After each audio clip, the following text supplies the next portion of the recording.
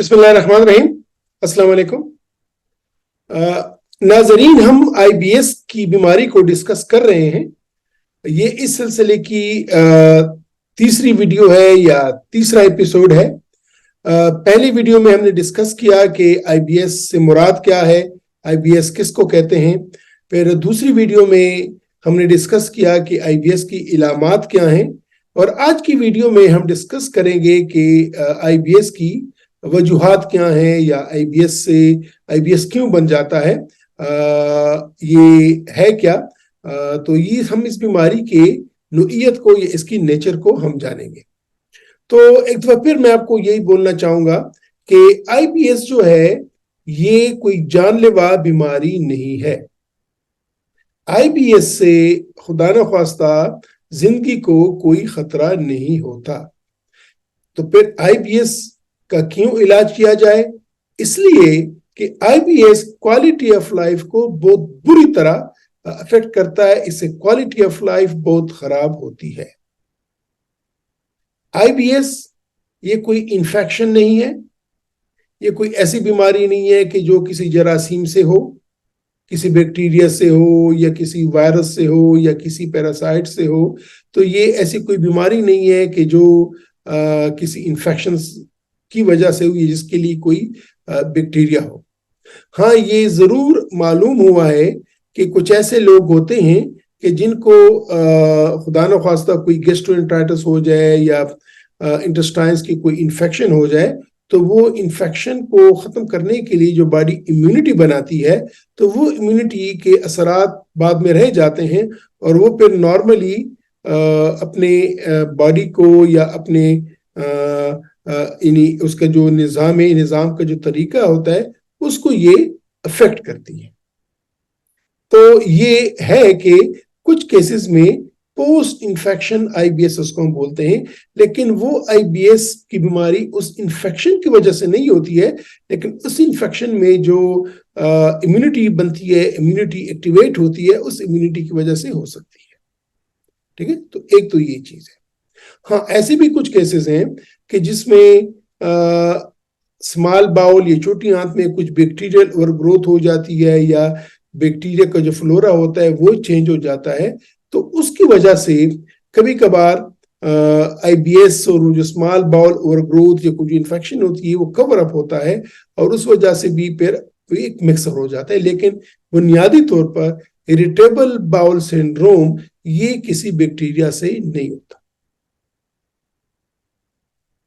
Irritable bowel syndrome या IBS ये किसी कैंसर की भी इलामत नहीं है। कोई कैंसर, खुदा न ख्वास्ता मैदे की या छोटी आंत की या बड़ी आंत का कैंसर, वो IBS नहीं बनाता। तो ये कोई कैंसर की बीमारी भी नहीं है। ठीक है, ये किसी बैक्टीरिया या वायरस या जरासीम से भी नहीं फैलती, और ये कोई कैंसर की बीमारी भी नहीं है। ये कोई TB की भी बिगड़ी हुई शक्ल नहीं है कि जो पेट की TB या आंतों की TB हो और उसकी बिगड़ी हुई शक्ल हो, ये ऐसा भी नहीं है। ठीक है, अगर पेट में कीड़े वगैरह हो या और इन्फेक्शंस हो, वो अपने तौर पे होते हैं, वो IBS की तरह लगते हैं, लेकिन वो IBS नहीं है। IBS इम्यून डिजीज भी नहीं है कि जिसमें कुछ ऐसी बीमारी होते हैं कि जिसमें बॉडी अपने ऊपर अटैक करती है, जिस तरह के ये SLE या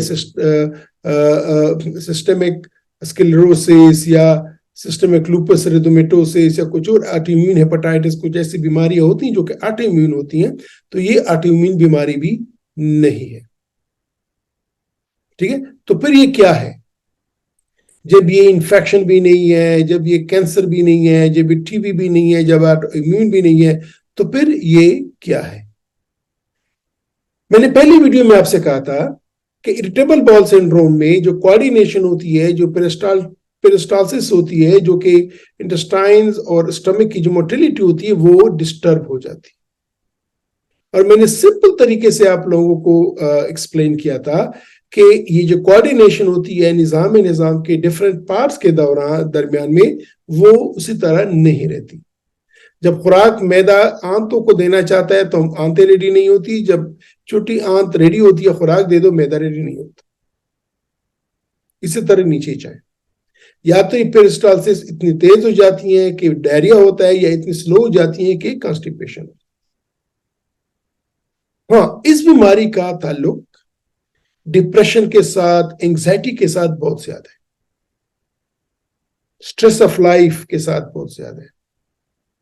اگر سٹریس آف ورک ہے، زندگی میں سٹریس ہے، ٹینشن ہے، ڈپریشن ہے، کوئی اکنامیکل پریشرز ہیں، کوئی سوشل پریشرز ہیں، فیملی پریشرز ہیں، جاب کے پریشرز ہیں، تو یہ جتنے بھی یہ پریشرز ہوتے ہیں سائیکولوجیکلی جو آدمی کو، ایک انسان کو، ایک فرد کو افیکٹ کرتے ہیں، تو ان پریشرز کی وجہ سے ان کا جو ایک اثر ہوتا ہے، یا ان کا جو ایک سمٹم ہوتی ہے جو یہ باڈی بتاتی ہے کہ مجھ پہ پریشر ہے، تو وہ IBS اریٹیبل باؤل سنڈروم کی صورت میں ظاہر ہو جاتی ہے. تو یہ جو پریشر ہے، یہ جو ڈپریشن ہے، یہ بہت زیادہ، اگر میں کہوں کہ 100 مریض ہیں اریٹیبل باؤل سنڈروم کے، تو 100 میں سے 90% سے زیادہ، یعنی 100 میں 90 سے زیادہ لوگ ان کو انگزائٹی یا ڈپریشن ہوتی ہے. وہ باقی جو 10% ہے ان میں بھی انگزائٹی ڈپریشن ہوتی ہے، لیکن وہ ذرا کم لیول کی ہوتی ہے. تو ڈپریشن کے ساتھ تو اس کی بہت زیادہ ایسوسیشن ہے، اس کی بہت زیادہ نسبت ہے. بلکہ یہ بھی کہا جاتا ہے کہ جو شخص اینکشیس یا ڈپریس ہوتا ہے تو اس کی جو علامت ہوتی ہے، جو پریزنٹیشن ہوتی ہے، وہ IBS کی صورت میں ہوتی ہے، یہ کہا جاتا ہے. تو IBS کا تعلق ڈپریشن، انگزائٹی، پریشرز، ان چیزوں کے ساتھ بہت زیادہ ہوتی ہے. نیچرلی باقی جو پور ہیلتھ ہے، یا GI انفیکشنز ہیں، جو عام انفیکشنز ہیں، ورمز وغیرہ، یہ بھی آپ کو IBS کی طرح کے علامات دیتے ہیں. لیکن اگر پیور IBS کو دیکھا جائے تو یہ بہت زیادہ ڈپریشن اور انگزائٹی کے ساتھ ان کا تعلق ہے. کبھی کبھار وداؤٹ این ریزن، بغیر کسی وجہ کے، ایک کمپوز بندہ ہوگا، ایک کمپوز پیشنٹ ہوگا، ایک بالکل ہی بڑا سکسیسفل ہوگا، لیکن اس کو IBS ہوتا ہے. کبھی کبھار ہمارے پاس مریض آ جاتے ہیں، ان کو یا کانسٹیپیشن ہوتی ہے یا ڈائریا ہوتا ہے، تو ان کی ایک وجہ کچھ اور بھی ہوتی ہیں، جس طرح کے ہائپوتھائرائڈزم، ہائپر تھائرائڈزم یا تھائرائڈ بیماریوں سے بھی اس طرح کے علامات آ سکتی ہیں. تو یہی وجہ ہے کہ جب آپ IBS کے علاماتوں کے ساتھ، ان کی علامات کے ساتھ ڈاکٹر کے پاس جائیں گے تو وہ کچھ ٹیسٹ کرتا ہے، ہم کچھ ٹیسٹ کرتے ہیں، اور ہم ایکسکلوڈ کرتے ہیں کہ یہ IBS کے جو علامات ہیں یہ پیورلی IBS کی وجہ سے ہے، خاص طور پہ صرف اور صرف IBS کی بیماری ہے، یا اس کے ساتھ کوئی اور ایسی بیماری ہے جس کی یہ علامت ہو سکتی ہے. مثلا پیٹ، انتڑیوں کی، آنتوں کی TB، مثلا یہ کرونک انفیکشنز، مثلا ایون کبھی کبھار جس کو السریٹو کولائٹس، انفلیمیٹری باؤل ڈیزیز بولتے ہیں، وہ بھی ہو سکتی ہے، اگرچہ اس میں خون آتا ہے لیکن ہو سکتا ہے. ورمز، ٹھیک ہے. اس کے علاوہ فوڈ الرجیز، مختلف قسم کی فوڈ الرجیز، وہ بھی IBS کی طرح آ سکتی ہیں.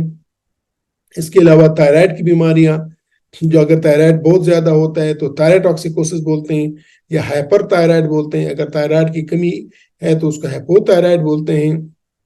تو اس میں آپ کے لیے ڈاکٹر کچھ ٹیسٹ کرتا ہے، کہ جس میں خون کے ٹیسٹ ہوتے ہیں، جس میں بڑے پیشاب کا ٹیسٹ ہوتا ہے، اسٹول کا ٹیسٹ ہوتا ہے، جس میں ایک الٹرا ساؤنڈ کیا جاتا ہے، اور اگر ضرورت پڑی تو وہ آپ کو اوپر اپر GI انڈوسکوپی یعنی میدا اور آنت دیکھ لے گا، اور کولونوسکوپی نیچے سے کیمرہ ڈال کے بڑی آنت کا معائنہ کرے گا. ایک اور بیماری ہے جس کو سیلیک ڈیزیز بولتے ہیں، اور یہ عموماً بچوں میں ہوتی ہے لیکن بڑوں میں بھی ہو سکتی ہے، اور اس میں گندم کے لیے الرجی آ جاتی ہے. گندم ایک کمپوننٹ ہے جس کو گلوٹن بولتے ہیں، اس کی الرجی ہوتی ہے. تو سیلیک ڈیزیز بھی IBS کی طرح پریزنٹ کر سکتی ہے. ایک اور بیماری بھی ہے جو کہ لیکٹوز انٹالرنس، جن لوگوں کو یہ دودھ سے یا دودھ کی بنی ہوئی چیزوں سے ان کو الرجی ہوتی ہے، تو یہ ایک اور بیماری ہے کہ جس IBS کی طرف پریزنٹ کر سکتی ہے. لیکن ٹیکنیکلی ہم اس وقت IBS بولیں گے کہ جب یہ جتنی بھی وجوہات ہیں یہ ہم ایکسکلوڈ کریں، یعنی ہم ٹیسٹ کر لیں، پیشنٹ کی ہسٹری سن لیں، معائنہ کر لیں، یہ ٹیسٹ کر لیں جو بنیادی ٹیسٹ ہیں، کہ یہ سارے ٹیسٹ نارمل آ جائیں گے تو پھر ہم بولیں گے اب اس شخص کو آئی بی ایس ہے۔ اور اگر اس آئی بی ایس والے شخص میں ایسی علامات ہوں، ایسی پریزنٹیشن ہو جو کہ انگزائٹی اور ڈپریشن کی طرف اشارہ کرتی ہیں، پھر تو ہمارا شک کافی حد تک یقین میں چلا جاتا ہے کہ جو ہمارے سامنے مریض بیٹھا ہوا ہے یہ آئی بی ایس یا اریٹیبل باول سنڈروم کا مریض ہے۔ تو ویورز، آج ہم نے یہ ڈسکس کیا کہ آئی بی ایس کی وجوہات کیا ہیں، اور میں نے کہا کہ آئی بی ایس کی یہ کوئی بیکٹیریا یا وائرس یا انفیکشن نہیں ہے، یہ کوئی کینسر بھی نہیں ہے، یہ انٹسٹائنس کی ٹی بی بھی نہیں ہے، یہ آٹو امیون ڈیزیز بھی نہیں ہے۔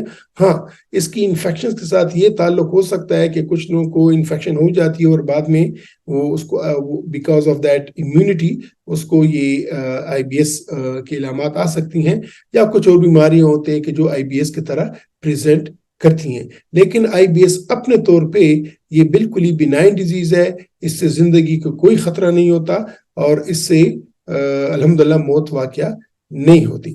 تو میں یہاں پہ اینڈ کروں گا۔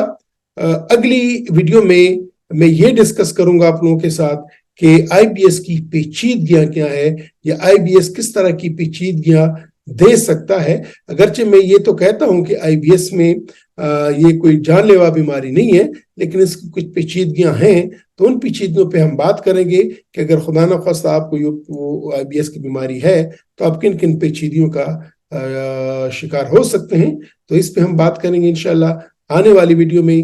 تب تک میں آپ سے اجازت چاہتا ہوں، اپنا خیال رکھیے گا، خدا حافظ۔